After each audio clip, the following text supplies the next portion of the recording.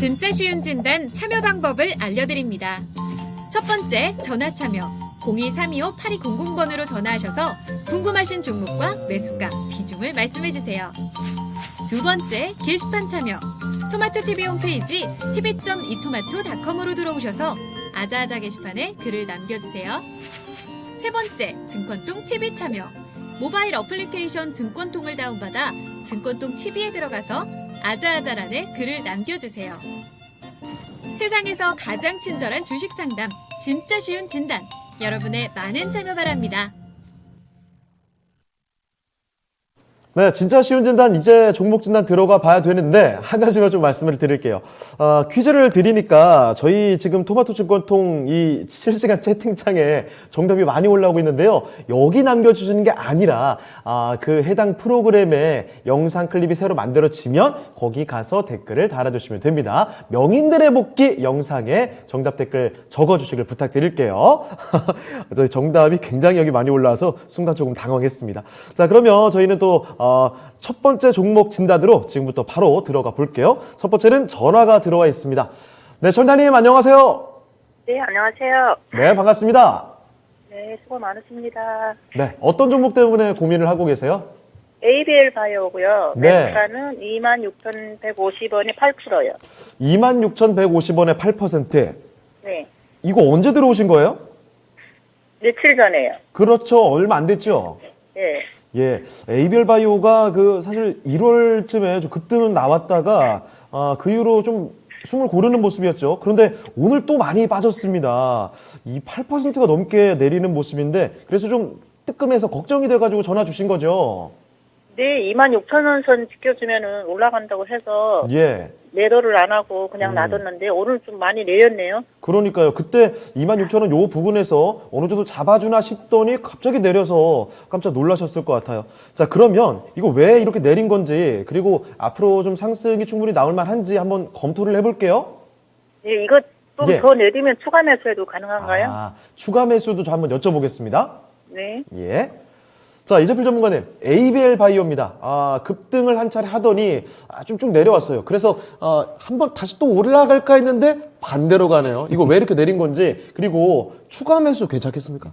오늘 같은 경우는 특별한 이유는 없을 거예요. 아마 예. 이 성장주 쪽 보게 되면 미국 쪽에서 CPI가 좀 예상외로 굉장히 좀 높게 나왔죠. 맞아요. 쇼크예요. 그러다 보니까 10년물 미국 국채금리도 2%대가 넘어가고 네. 그러다 보니까 전체적으로 야 이거 성장주 쪽은 어렵겠다라는 그런 전체적인 분위기가 좀 확산이 되면서 이 LBL 바이오 같은 경우도 상당히 좀 크게 이렇게 좀 하락한 모습인데요. 네. 자, 이 LBL 바이오는 지금 현재는 수급이 조금 고여 있습니다. 보시게 되면 여기 이 기관들이 오늘 한 15만 주 정도 그냥 들고 던졌어요. 네. 15만 주 정도 들고 던졌고 외국인들 같은 경우도 최근 들어가고 계속 매도가 나오고 있는데요. 1월 달에 이게 급등한 이유를 먼저 살펴보면 네. 저 사노피에다가 기술 수출을 했습니다. 기술 수출을 했는데 1조 2천억짜리 기술 수출을 해갖고 네. 상한가도 치고 막 그때 난리가 났었죠. 굉장히 빨리 올랐어요. 그렇죠. 여기서 보게 되면 19,000원, 2만 원 안 되는 가격에서 그냥 34,000원까지 그냥 다이렉트로 이렇게 좀 올라왔는데요. 그렇습니다. 뭐든지 보게 되면 급하게 올라오면 매물이 나오게 돼 있고 그러다 보면 또 조정도 이렇게 받게 돼 있는데요. 맞아요. 자, 이 LBL 바이오는 지금 대표가 이렇게 하는 얘기를 보게 되면 그런 얘기를 합니다. 이 제약 바이오 쪽이 가장 무서운 게 뭐냐면 예. 돈이 없으니까 연구 개발은 해야 되고 네. 유상증자를 하는 게 그런 부분들이 굉장히 무섭거든요. 네. 근데 여기 대표님이 그런 얘기를 하시네요. 저 기술 수출을 한 게 있고, 네. 요게 아마 빠르면 이달이나 다음 달 정도에 기술 수출한 그 돈이 한 900억 정도 들어올 것 같아요. 네. 그리고 또 마찬가지로 글로벌 제약사 2군데 정도 하고 지금 얘기가 오고 가고 있다라고 얘기를 합니다. 예. 그래서 일단 2개 정도가 일단 실사를 마친 상태래요. 실사는 일단 마친 상태고 일단 실사를 하고 그러고 난 다음에 그쪽 회사에서 지금 나름대로 또 시험을 좀 해봐야 되니까 네. 그 시험이 진행 중이다 이런 얘기를 하는데요. 자, 이게 그 계약으로 이어질지 어떨지는 지금 알 수가 없습니다. 아마 이 LBL 바이오 대표님도 모르실 거예요. 그거는. 자, 그래서 그런 부분들이 진행이 되고 있으니까 뭐 전에 1월 달에 기술 수출을 한 걸 보면 뭐 그 나머지 회사들 같은 경우도 이게 좀 기술 수출로 이어질 가능성이 좀 많지 않을까 싶은 네. 뭐 그런 생각은 듭니다. 근데 뭐 구체적인 시기라든가 이런 부분들은 알 수가 없어요. 자, 시청자님 뭐 지금 현재 요걸 보게 되면 이 뭐 올해 이 대표님이 또 하는 얘기가 올해 흑잔전환 하겠다 뭐 기술 수출로 이런 얘기를 하니까요. 자, 뭐 만약에 여기서 회사에서 얘기한 거대로 그 정도 수준대로만 이렇게 돼가면 주가 흐름은 올해 주가 흐름은 그렇게 나쁘지 않을 거다라는 생각이 듭니다. 네. 그래서 뭐 지금 현재 상태에서는 단기간에 좀 워낙 많이 좀 급락을 한 상태예요. 급락을 한 상태이기 때문에 지금 뭐 여기서 뭐 잘라 팔 필요는 없을 것 같고 일단 뭐 매도를 하시려면 아까 처음에 26,000원대 지켜주면 뭐 올라갈 거다라고 그런 얘기를 해서 네. 그래서 안 팔았다라고 말씀해 주셨는데 그건 말이 안 되는 거죠. 왜냐하면 26,000원대 지켜주면이란 단서를 달았으면 네. 그 얘기는 깨면 정리해라 이런 얘기신데 요걸 갖고 지금까지 그냥 갖고 계시다가 그 얘기를 지금 하시면 약간 좀 곤란한 부분이고요. 그 부분은. 자, 일단 뭐 반등은 조금 기다려 보시는 게 좋을 것 같습니다. 그리고 네. 일단 뭐 빠져 내려오게 되면 추가 매수를 말씀해 주셨는데 뭐 지금 현재 상태에서는 이 기술적으로는 갭이라는 게 있죠. 네. 여기 보시게 되면 여기 갭이 좀 이 기술 수출하면서 갭이 굉장히 좀 강하게 이렇게 갭이 떴습니다. 자, 기술적으로는 이 갭 이론을 보게 되면 갭은 메꿔진다라는 그런 뭐 속성들이 좀 있는데요. 네. 야, 이 갭이 메꿔지려면 이게 2만 원까지 빠져야 되거든요. 아. 그런데 뭐 이까지는 그렇게 쉽게 빠지지는 않을 것 같고요. 근데 만약에 그럴 수는 있습니다. 사노피에서 지금 그 기술 수출한 거 계약금이 들어와야 되는데 아마 들어올 거예요. 네. 그런데 이 부분이 만약에 뭐 또 연기가 되거나 뭐 이런 모습들이 나오게 되면 제약바이오 쪽이 워낙 좀 몸비게 움직이는 그런 것들이 많아서요. 네. 자, 그런 부분들은 조금 눈여겨보셔야 되는데 만약에 그게 거기서 뭐 조금 안 좋은 그런 부분들이 나타난다라면 이 갭을 메꿀 텐데 뭐 당분간은 뭐 이 갭을 메꾸는 그런 움직임은 없을 것 같고요. 특별한 변수가 아니라면. 그렇죠. 네. 자, 그래서 일단 지금 현재 상태에서는 추가 매수는 이 갭이라는 게 좀 있어서 조금 부담스럽습니다. 네. 그러니까 추가 매수는 일단 하지 마시고요. 일단 현재 상태에서 보유하고 계신 거 그냥 보유하는 전략만 말씀드리겠습니다.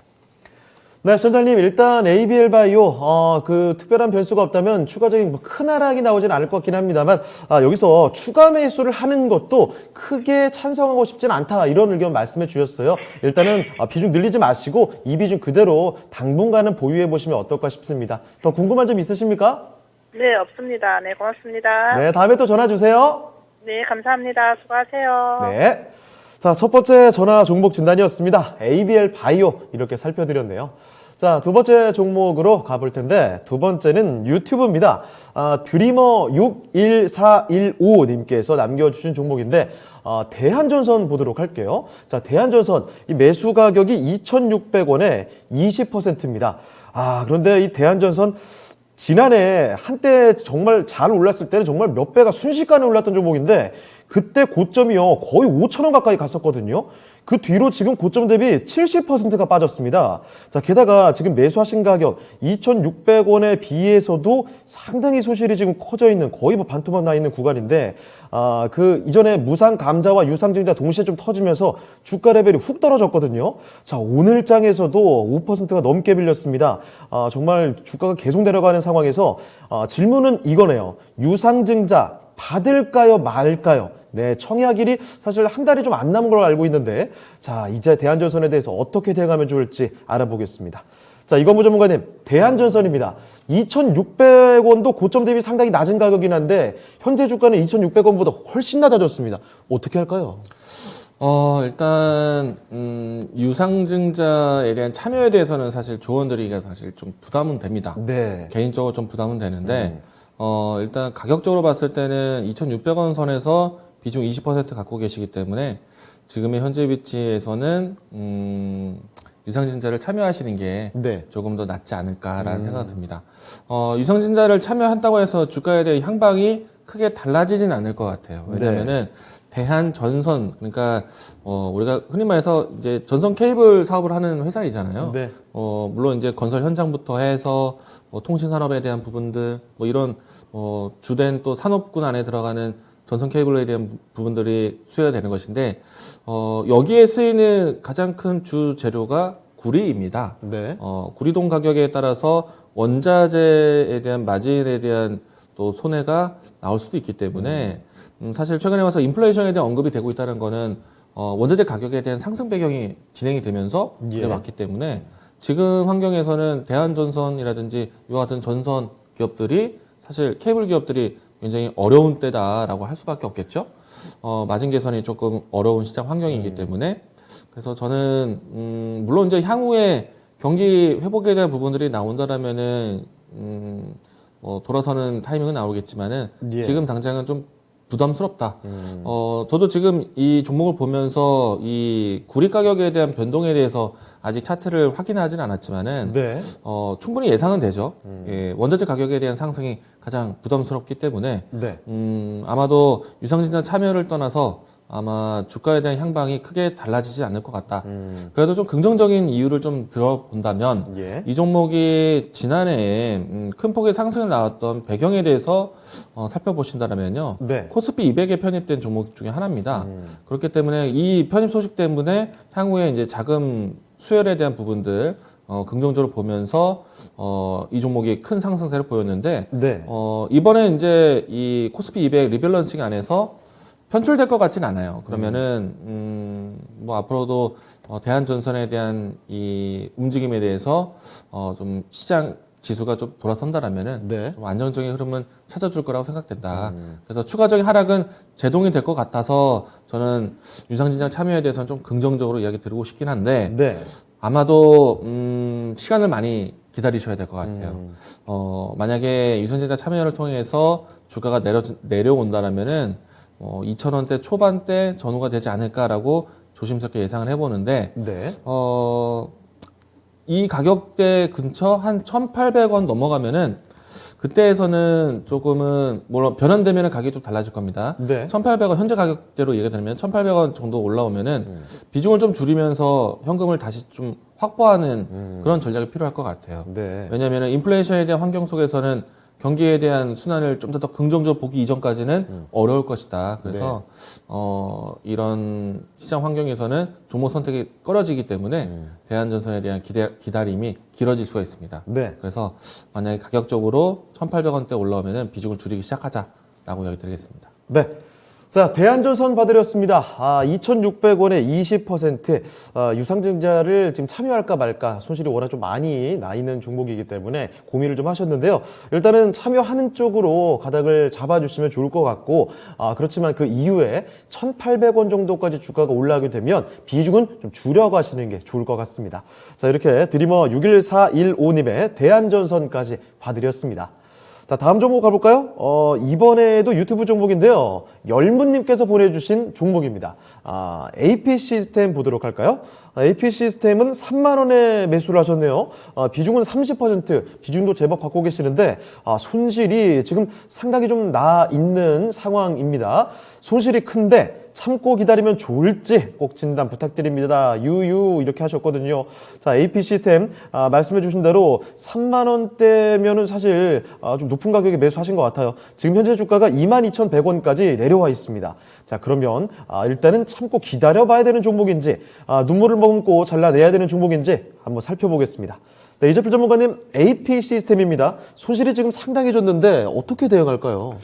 자, 이 AP 시스템 같은 경우는 3만 원에 매수하셔서 지금까지 좀 들고 있다라면 뭐 어느 정도 이해가 좀 가는 그런 부분입니다. 네. 왜냐하면 뭐 기업도 어디 하나 나무랄 데가 없는 그런 기업이거든요. 네. 이게 옛날에 그때 한 4, 5년 정도 전에 그때가 생각나는데 네. 그때 TV에서 그런 말씀을 드렸어요. OLED가 막 한참 막 이렇게 좋을 때 그때 올 레드 그러니까 있는 섹터가 전부 다 빨간색이라고 네. 올 레드 이런 예. 얘기를 말씀을 좀 드렸었는데요. 자, 이게 뭐 시장에서도 어떤 업종이나 섹터들 네. 이런 것들이 한 번씩 다 같이 이렇게 부각이 될 때가 있거든요.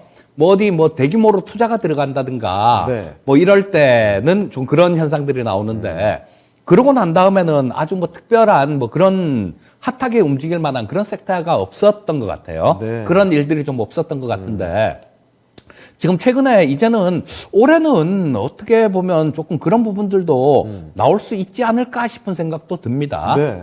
보면 처음에 우리 OLED 패널을 만드는 기업이 네. 삼성하고 LG잖아요. 예. 삼성하고 LG인데 삼성 같은 경우는 이 작은 중소형 OLED 패널을 그쪽으로 좀 이렇게 연구 개발을 많이 했고요. 네. 이 LG 같은 경우는 대형 패널로 이렇게 나갔습니다. 그래서 지금 뭐 이렇게 확 구분이 가는 게 삼성 같은 경우는 뭐 휴대폰 쪽에 들어가는 이런 부분들, 네. 그리고 LG 같은 경우는 TV 같은 데 들어가는 이런 패널들을 주로 이렇게 하는데요. LG 쪽에서 작년 아마 여름쯤이었었던 것 같아요. 네. 그때 이제는 우리도 중소형 패널을 하기 위해서 그때 당시 돈으로 3조 얼마 정도로 기억을 하는데요. 네. 그걸 투자를 하겠다라는 그런 얘기를 했어요. 자, 그렇다면 이 LG 쪽 같은 경우도 이 중소형 패널 쪽에 이런 쪽에 들어간다는 얘기고. 네. 자, 그러면 거기에 따라서 설비 투자가 되면 이 장비 업체들 이런 쪽 같은 경우는 당연히 좀 수혜를 받을 수가 있는 그런 부분들이 있는 거죠. 네. 자, 그래서 실적 부분들을 이렇게 먼저 좀 살펴보면요. 상당히 괜찮아요. 자, 지금 뭐 분할하고 난 다음에 우리 2017년도에 분할을 했었는데 2018년도까지 실적이 좋았었는데 19년도부터 좀 안 좋아졌습니다. 그런데 뭐 2020년도 이때도 코로나 때문에 조금 안 좋은 그런 상황이 있었음에도 불구하고 네. 19년도보다 실적 부분이 상당히 좋아지는 모습이었어요. 그리고 올해 같은 경우도 한 600억 이상 영업이익 기준으로 흑자가 날 것 같습니다. 근데 이게 시가총액이 뭐 한 3,300억 정도밖에 안 되니까 이 기업이 벌고 있는 수익성이나 뭐 이런 거에 비해서 상당히 주가 수준 자체는 지금 낮은 구간에 있다라고 말씀드릴 수 있을 거예요. 예. 그리고 간혹 이런 것들을 좀 보는데 제가 이 지분을 보게 되면 이 뭐 되게 좀 주가가 좋았던 그런 기업들 같은 경우는 이 임직원들이 팔고 나가는 경우가 있어요. 근데 그런 부분들은 조금 체크를 하셔야 되는데 지금 뭐 이 AP 시스템 같은 경우는 오히려 이 양상희 대표가 주식을 또 오히려 올해 들어서도 샀네요. 네. 오히려 뭐 그렇게 많지는 않은데 한 1,500주 정도 그 정도 매수를 했는데요. 올해 1월 달에. 예. 자, 이런 부분들은 기업에 대한 뭐 어떤 자신감들 뭐 이런 것들이 있기 때문에 매수를 하는 거거든요. 자, 그리고 이 뭐 말씀드렸듯이 지금 현재 위치하고 있는 그 주가 수준이 그 전에 비해서 실적에 비해서 뭐 실적 부분들도 증가가 되고 있는데 상당히 밑에 깔려 있는 그런 모습이에요. 네. 그리고 실적에 비해서도 절대 주가 같은 경우도 싸고, 자, 그리고 또 뭐 그 투자 관련해 갖고 매출이 늘어날 수 있는 부분들도 있고, 또 지금 뭐 코로나 때문에 워낙 좀 시끄러워서 그런데요. 중국 쪽도 마찬가지로 뭐 LCD를 우리나라를 따돌렸듯이 OLED 쪽 같은 경우도 잡아먹고 싶을 겁니다. 네. 그렇게 되면 중국도 투자를 좀 본격적으로 이렇게 나오는 그런 시기가 있을 거예요. 예. 그럴 때마다 이 AP 시스템 같은 경우는 다 수혜를 받을 수 있는 그런 모습이다라고 보시면 될 거고요. 예. 자, 지금 요거는 일봉으로 보면 조금 그렇고요. 자, 월봉으로 한번 이걸 봐드리겠습니다. 네. 보시게 되면 여기서 기업 분할을 했죠. 2017년도에 APS 홀딩스하고 AP 시스템하고 기업 분할을 했는데 네. 그러고 난 다음에 처참하게 두들겨 맞았어요. 18,900원 정도까지 갔다가 뭐 그 다음에는 뭐 2만 원 위에서 계속 주가가 이렇게 형성이 되죠. 그리고 뭐 아주 뭐 특별한 일, 그런 일 같은 거 있을 때 그럴 때 한번 2만 원 근처까지 빠지고요. 자, 저 AP 시스템 같은 경우는 우리 팬데믹 한참일 때 그럴 때도 마찬가지로 이때 뭐 제일 아래로 빠졌을 때 네. 그때가 2만 원 살짝 깨는 수준이었어요. 그렇다면 지금 현재 주가 같은 경우는 거의 뭐 바닥권이다라고 보셔도 무방하다라는 생각이 듭니다. 예. 그래서 뭐 현재 상태에서는 우리 시청자님 그냥 보유를 하고 계시면 뭐 저 본전까지 올까요라는 말씀을 그렇게 물어봐 주셨는데요. 네. 자, 차분하게 그냥 서두르지만 않고 약간만 느긋하게 생각하고 좀 시간을 투자하신다라면 매수하신 가격대 그 가격 이상은 충분히 올라올 수 있다라는 생각이 듭니다. 자, 일단 뭐 현재 상태에서 보유 의견 말씀드리겠습니다. 네, AP 시스템 봐드렸는데요. 이 종목 워낙에 또 주가가 지금 바닥권이네요. 자, 그래서 일단 느긋하게 좀 보유를 해보고 계신다면 매수하신 가격 일단 지금 소실이 큰 상황이긴 하지만 도달할 수 있다라는 점을 말씀해 드렸습니다. 일단 기다려 보시고 꼭 수익 보고 나오시는 구간까지 볼 수 있기를 바랍니다. 자, 열무님의 AP 시스템 이렇게 살펴드렸고요. 다음 종목 바로 또 이어가 보겠습니다. 이번에는 전화가 지금 들어와 있는 것 같네요. 전화 연결해 보겠습니다. 네, 선장님 안녕하세요. 안녕하세요. 네, 반갑습니다.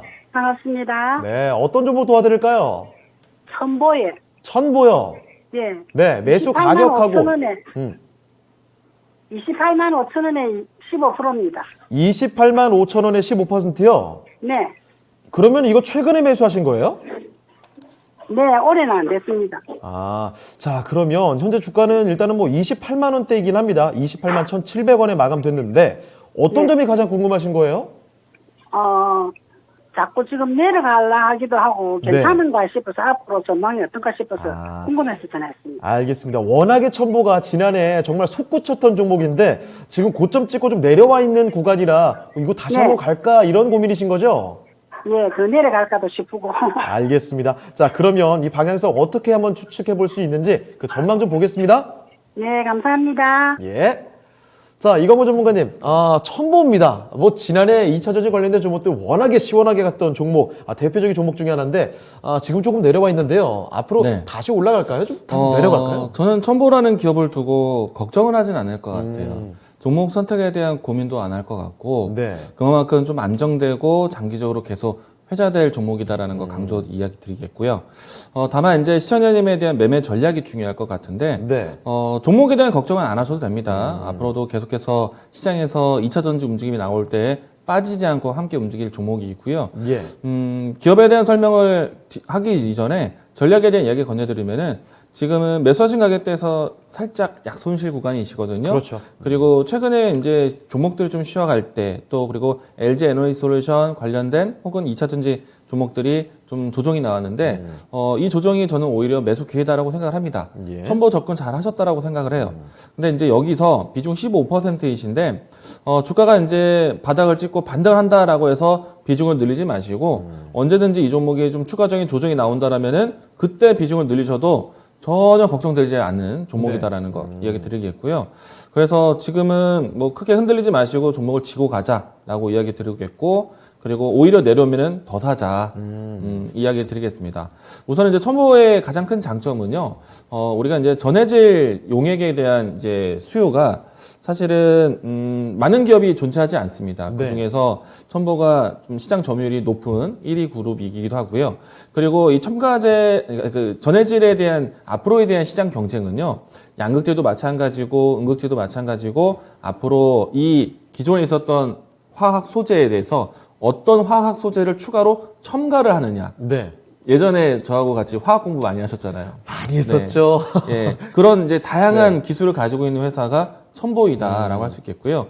그래서 그리고 또 이제 추가적으로 이 전해질 같은 경우에는 가장 기본 요소가 네. 불산으로 만들어지는 겁니다. 불산. 근데 이제 불산이라는 화학 소재, 화학 연료가 사실 유해 물질이에요. 네. 그래서 정부 입장에서도 기관 입장에서도 네. 새로운 증설 투자를 함부로 허가를 안 내줘요.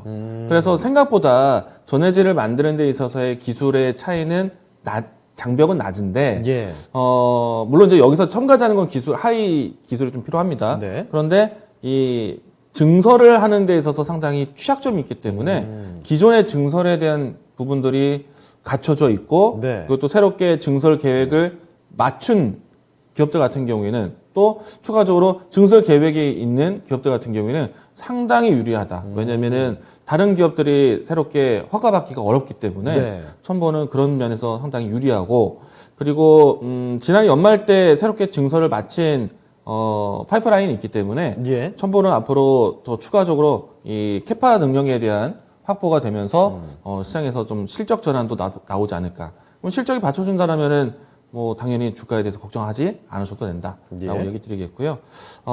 때문에 이제 저는 첨부에 대해서 걱정하지 않으셔도 된다 얘기 드리겠고, 다만 이제 목표가에 대한 부분들 설정은 저는 정말 시간을 계속 두고 보면서 어디까지 갈지를 좀 봐야 될 것 같아요. 지금은 목표가 산정하기가 조금은 어려울 수 있지만은 네. 적어도 직전에 있었던 신고가 위치는 돌파할 수 있는 종목이다라고 생각을 합니다. 그래서 오히려 내려오면은 계속 모아 놓으시면 충분히 손해 보지 않고 좀 큰 추세를 다시 한번 또 볼 수 있지 않을까, 긍정적으로 이야기 드리겠습니다. 네. 자, 시청자님 일단 걱정을 좀 하셨는데 걱정 약간 내려놓으셔도 될 것 같습니다. 만약에 내려간다면 오히려 추가 매수할 수 있는 기회로 삼으셔도 될 것 같고요. 이 직전에 있었던 그 고점 부분까지는 충분히 다시 돌아갈 수 있는 종목이다라는 점 기억해 주시면 좋겠네요. 답변 되셨습니까? 네, 감사합니다. 네, 수익 많이 보세요. 네, 감사합니다. 예. 네. 자, 전화 종목 진단 받아봤습니다. 첨보 아주 시원한 답변 들어봤고요. 자, 계속 다음 종목 보겠습니다. 이번에는요, 또 유튜브로 다시 돌아가서 김영희님께서 보내주신 종목 볼게요. 자, 영희님께서 수고하십니다 하면서 보내주신 종목이 한 가지가 있는데, 참 많은 분들이 지난해 정말 주목 많이 하셨던 그런 종목이죠. HMM입니다. 해운 쪽에. 자, 39,300원에 10% 진단 부탁합니다 하셨는데요. HMM, 아까 전에 저희가 진단 도와드렸던 대한전선 그 종목 있죠? 사실 그 종목보다 더 급하게 좀 많이 올라갔던, 정말 거의 10배쯤 올라갔을까요? 굉장한 주가 탄력 보여줬다가 그 고점 대비해서는 어느새 지금 반토막이 더 나 있습니다. 주가가 참 많이 내려와 있는데 지금 매수하신 가격 39,300원에 비해서도 많이 내려왔어요. 24,350원에 위치를 하고 있습니다. 자, 과연 어떤 전략으로 대응을 해야 될지 지금부터 상세히 알아보도록 하죠. 자, 이재필 전문가님, HMM입니다. 주가 정말 무시무시하게 올랐다가 어느새 반토막이 더 나 있습니다. 39,000원대 매수하셨는데요. 어떻게 대응할까요? 이게 그 팬데믹 때 그때 기준으로 하면 20배가 넘게 올라왔고요. 네. 또 작년 초를 기준으로 하더라도 10배 이상 그렇게 올라온 종목이죠. 네. 이게 보통 근데 한번 대시세를 이렇게 아주 큰 시세를 준 종목들 같은 경우는 뭐 상당히 오랜 기간 동안 되게 좀 어려운 경우가 많습니다. 네. 물론 뭐 이 HMN 같은 경우는 실적 부분들이 따라주면서 실적이 따라 붙으면서 그런 시세를 줬기 때문에 네. 그나마 조금 뭐 할 얘기라도 조금 있는데요. 다른 것들 실적 부분이 이렇게 안 따르는데 이렇게 움직인 종목들 같은 경우는 굉장히 애먹이는 경우가 많죠. 네. 근데 이 HMN 같은 경우도 뭐 크게 좀 좋다라고 지금 현재 상태에서 그렇게 말씀드리기는 약간 좀 어려울 것 같습니다. 왜냐하면 이 해운 업황이 올해 같은 경우는 뭐 한 8개월 정도 앞으로도 뭐 해운 대란이 있을 수 있다라고 그런 얘기를 하는데요. 네. 자, 그런 부분들을 이렇게 다 감안을 하더라도 이 실적이 작년 정도만큼 나오기가 어려울 것 같거든요. 네.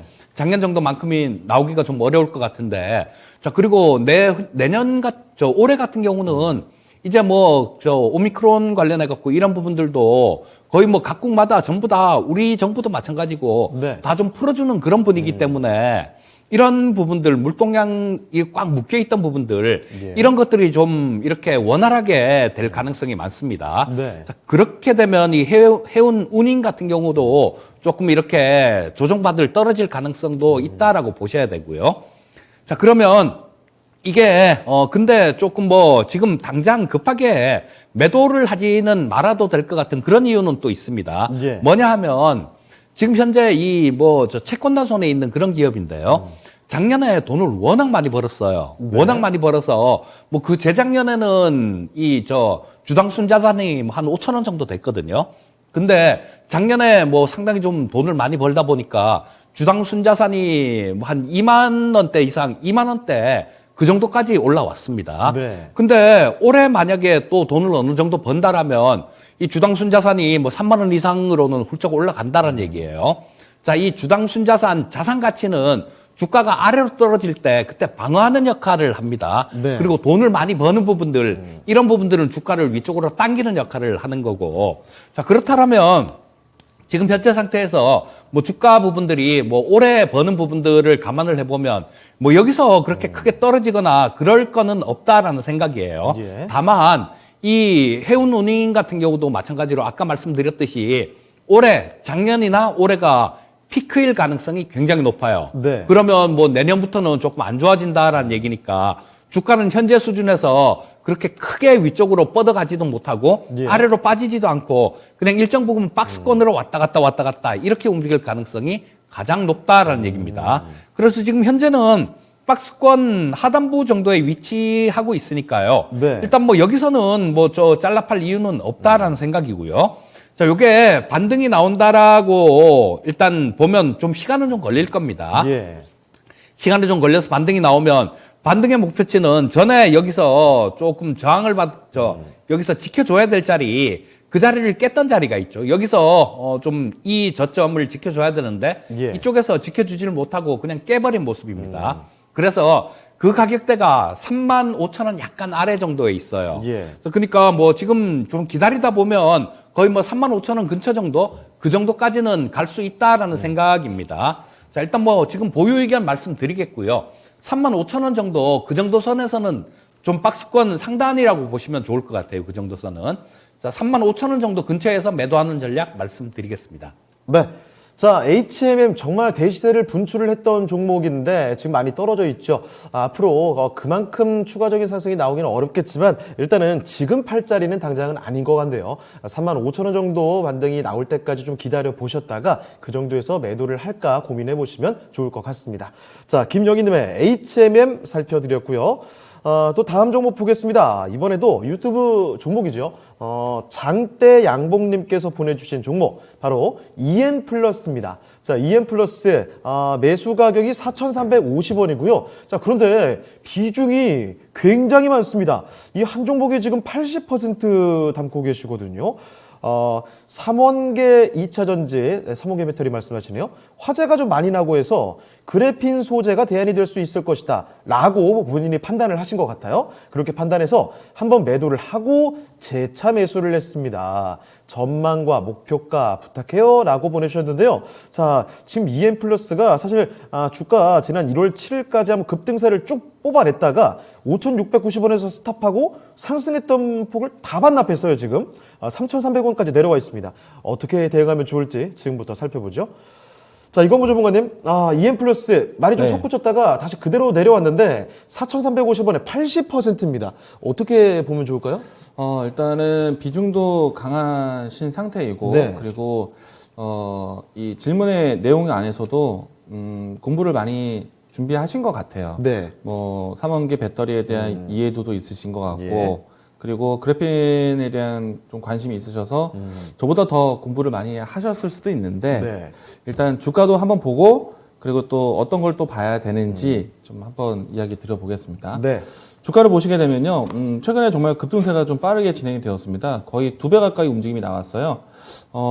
가격대가 3,000원권에서 5,700원 근처까지 올라왔기 때문에 거의 2배 올라왔습니다.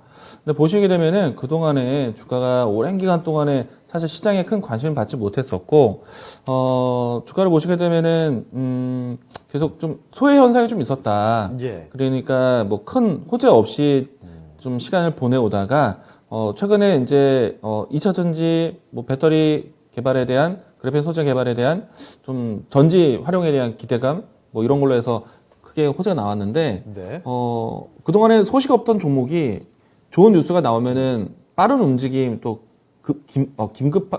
급한 자금들이 올라올 수가 있겠죠? 네. 저는 딱 그런 모습이라고 생각을 합니다. 왜냐면은, 일단 그래핀 소재에 대해서 좀 이야기 드리면, 일단 기존에 있었던 3원계 배터리가 계속 이제 이 화재 사건이 있었고, 예. 이 때문에 LG화학도 상당히 그 리콜부터 해서 보상금에 대한 부분들이 정말 상당한 매출액에 삭감될 정도로 네. 안 좋았고, 근데 그것도 사실이지만은 점차 이제 기술 발전이 되고 있는 상태이죠.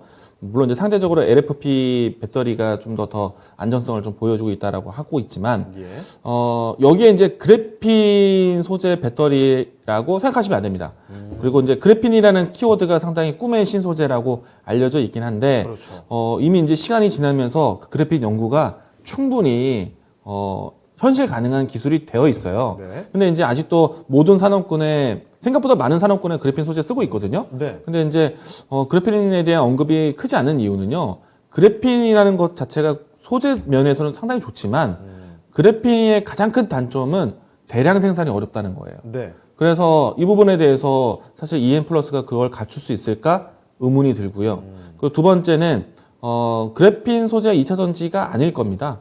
정확히 말하면 그래핀 소재로 해서 축전지라고 생각하시면 되겠고, 네. 그리고 우리가 이제 키워드로 보면은 슈퍼 캐퍼시티, 뭐 커패시티라고도 얘기하는데, 이거는 우리가 전기차를 사용하면서 고압의 뭐랄까 이제 불특정 고압이 연출될 수 있기 때문에 네. 그것을 조금 더 안정 장치로서 이런 캐퍼시티 장치를 설치를 하거든요. 이제 그걸 보고 이 종목을 봤다라면은 좋은 공부는 하셨지만은 종목 선택이 아쉽다. 그걸 할 수 있는 대표적인 회사가 따로 있다라고 네. 이야기 드리고 싶어서 저는 주가 지금 사실 고점 대비해서 많이 내려왔는데 뭐 시장에서 많이 보는 종목이 아니다. 네. 그리고 매력이 넘치는 종목은 아니다. 그래서 저는 가급적이면은 비중이 크지만 네. 종목 선택을 잘못하셨다라는 생각. 그리고 그래핀과 그리고 또 2차 전지에 대한 저보다 공부 더 많이 하셨을지도 모르는데 네. 좀 아쉽다. 좀 다른 종목을 대체하자. 그래서 반등 나면 무조건 종목 교체 의견 네. 이야기 드리겠습니다. 알겠습니다. 자, EM 플러스 봐드렸습니다. 반등 시 종목을 교체하는 쪽으로 과감하게 선택해 보시면 어떨까 싶네요. 자, 장대영 복님의 EM 플러스까지 봐드렸고요. 아쉽지만 오늘 종목 진단은요, 여기서 마무리 짓겠습니다. 자, 그러면 지금부터는 다음 주 전략으로 넘어가 보겠습니다. 이재필 전문가께 먼저 여쭤보도록 할게요. 전문가님, 다음 주 어떻게 보세요? 예, 일단 뭐 좀 미국 CPI가 상당히 좀 충격적이었었죠. 근데 이 부분이 되게 좀 어제 미국 시장을 보면 CPI 충격 나오고 난 다음에 장 초반에 훅 빠졌었어요. 근데 나스닥이 이걸 거의 다 회복을 다 했었어요, 장중에. 다 했었는데 거기서 제임스 블라드 세인트루이스 연은 총재가 네. 그런 얘기를 했습니다. 7월 달까지 1% 가는 걸 1%까지를 지지한다, 네. 금리. 뭐 그 얘기는 7월 달 이번에 0.5를 올려야 연준이 그때까지 3번 있거든요. 그러니까 그때 1%를 가려면 3번 중에 한 번은 0.5를 올려야지 네. 그쪽으로 갈 수 있으니까 야 그러면 이거 뭐 3월 달 연준에서 0.5를 올리는 거 아니냐 이런 얘기로 시장은 해석을 했고요. 네. 그리고 또 뭐 양적 긴축도 마찬가지. 뭐 2분기 중에는 양적 긴축도 뭐 시작하는 걸 지지한다 이런 얘기를 했어요. 네. 이분이 2월 초에 지금 뭐 그 0.5bp 올리는 거를 무슨 실익이 있을지 나는 모르겠다 이런 얘기를 하면서 조금 부드러운 얘기를 했었거든요. 네. 그런데 이 CPI를 보고 확 바꿔버린 거예요. 깜짝 입장을. 놀랐군요. 예, 입장을 확 바꿔버린 거라서 아무래도 뭐 이런 부분들 같은 경우는 조금 시장에 좀 어느 정도 부담으로 작용을 하는 거죠. 네. 그래서 또 뭐 우리나라 시장 같은 경우도 마찬가지 22평선까지 거의 반등이 다 나왔었는데 좀 악영향을 받았고요. 예. 자, 전에 우리 설 연휴 전에 시장이 급락을 했었죠. 그러고 난 다음에 지금 뭐 20평선 근처까지 반등이 나오는 거 이런 부분들은 거의 뭐 급락 후에 어느 정도 반등 나오는 거 이 부분들은 어느 정도 이렇게 알 수가 있었던 예상됐던 그런 부분이다라고 볼 수 있을 거고요. 네. 근데 지금 현재 상태는 또다시 이제는 방향성을 찾아야 되는 그런 구간에 접어들었습니다. 그래서 좀 이게 어느 정도 본격적으로 반등이 나오기 위해서는 상당한 시간이 좀 필요할 거예요. 왜냐하면 재반 이평선들 뭐 이런 것들이 추세들이 전부 다 아래로 다 강하게 이렇게 내려가고 있는 그런 추세라서 이 부분을 잡아 돌리려 그러면 시간이 상당히 좀 걸릴 수밖에 없습니다. 예. 자, 그래서 지금 뭐 이런 충격들, 이런 부분들도 시장에 때때로 이렇게 나올 거예요. 그래서 변동성은 상당히 좀 생길 수 있는 그런 장세다라고 보시면 될 것 같고요. 그런데 변동성은 있지만 일방적으로 뭐 밀리는 그 추세 자체가 아랫 방향으로 가거나 이런 부분들은 아닐 것 같고요. 정리해서 말씀드리면 네. 변동성을 동반한 박스권 장세가 나올 것 같다. 뭐 이렇게 보시면 될 것 같습니다. 네. 자, 다음 주에 대한 이야기 추가적으로 더 들어보겠습니다. 이광호 전문가께서는 다음 주의 흐름 좀 어떻게 보십니까? 일단은 오늘 장에 대한 평가를 해본다라면은 네. 미증시 대비해서 참 선방을 잘했다라고 생각이 되고요. 네. 사실 그동안에 미증시가 올라왔던 만큼을 큰 폭으로 따라가지 못했어요. 네. 그 부분들을 좀 참고한다라면은 이번에 조정이 있을 때도 사실 뭐 올라간 것도 별로 없는데 크게 빠지지 않았다라고 생각이 되고요. 네. 그만큼 이 기간 동안에 저점 인식이 되지 되지 않았나 생각이 되고요. 그리고 미국 증시 내에서 좀 변동을 보이고 있지만은 지금 이 나스닥이라든지 다우지수 보다 좀 더 이 주도적으로 이끌고 있는 거는 필라델피아 반도체 지수가 상당히 좋습니다. 네. 여기에 추가적으로 이 뭐 다우존스 운송 지수라든지 그밖에 주요 선행 지표할 수 있는 기업들 지수들이 상당히 견고하기 때문에 전반적으로 글로벌 이 뭐 긴축에 대한 가속도에 대한 부담은 있지만은 어느 정도 좀 알고 있는 상태이고 네. 그리고 이게 현실화될 때까지 FOMC에 대한 다음 일정이 상당한 시간 여유가 있습니다. 그렇기 때문에 지금은 이 뉴스에 대해서 시장이 충분히 소화할 수 있지 않을까 생각이 되고요. 예. 그러면은 당연히 지수 글로벌 전반적으로 저점 인식은 계속해서 다져지지 않을까라고 생각을 합니다. 예. 이런 상태에서 최근에 이제 급증했었던 유가의 진정세라든지 그리고 달러 인덱스에 대한 진정 그리고 우리나라 같은 경우에는 원달러 환율에 대한 안정 그러니까 원화 강세에 대한 현상이 나타나게 된다면은 수급에 대한 개선이 나올 수 있습니다. 오늘도 외국인의 순 매수세가 좀 진행이 되었거든요. 예. 그러니까 아무래도 전반적인 지수에 대한 저가 인식, 수급까지 더해지고 있다. 그러면 좀 종목에 대해서 크게 걱정하지 말자. 지수에 대해서 크게 걱정하지 말자. 그리고 나서 이제 지수에 대한 안정을 찾고 지수가 반등하는 모습을 분위기 전환만 보여준다 하더라도 네. 종목에 대한 움직임들이 좋아질 거라 생각이 되는데 대신에 여기서 중요한 점은 종목의 차별화 장세가 나올 수가 있습니다. 모든 종목들이 다 같이 올라오거나 반등하지는 않을 것 같아요. 종목의 차별화 장세가 나올 것 같고 아직까지는 만약에 시장에 대해서 변동의 등락폭이 크지 않다라면은 네. 불안하게 여길 수 있는 시장 환경이라고 생각은 되거든요. 저는 긍정적으로 생각하지만 예. 그런 측면이라면은 지금 이제 발표되고 있는 실적 관련된 산업 종목들 기업들, 실적주 보셔야 되겠고, 그리고 저점에 대한 인식은 계속 강해질수록 그동안에 많이 빠졌다라는 인식이 되는 종목들, 낙폭과대 종목들을 살펴보시는 게 좋겠다라고 얘기 드리겠습니다. 예. 그러면은 종목군들을 살펴봤을 때 선택한다라면요, 저라면은 성장이 되고, 그리고 미래에 대한 먹거리이며, 그리고 투자가 진행되고 있는 기업들, 산업들, 반도체, 2차 전지, 전자부품 계속해서 강조드리지만 이 안에서 낙폭과대 저가 매수세를 동참하셔도 좋다라고 이야기 드리겠습니다. 네. 자, 그러면 두 분 전략은요, 오늘 여기까지 듣도록 하겠습니다. 여기서 보내드리도록 할게요. 네, 오늘 두 분 말씀 고맙습니다. 예, 고맙습니다. 감사합니다. 네, 진짜 쉬운 진단 시간 오늘은 여기서 좀 마칠 시간이 다가왔습니다. 자, 그런데 금요일에는 종목 진단 여기서 끝나는 게 아니죠. 밤 9시 미스터 진단이 또 함께 할 수가 있습니다. 여기 계신 중에 이재필 전문가 그리고 또 금산 전문가와 함께 또다시 진단을 받아볼 수 있는 기회가 있으니까요. 미리 종목 진단 접수를 해보시길 바랍니다. 그럼 저희 진이슈즈는 여기서 인사드리도록 하죠. 지금까지 다양한 투자 판단에 대한 도움 말씀드렸습니다. 하지만 특정 종목의 상승과 하락을 보장하지 않는다는 점 기억해 주시고요. 저희는 다음 주 월요일 이 시간에 다시 뵙겠습니다. 고맙습니다.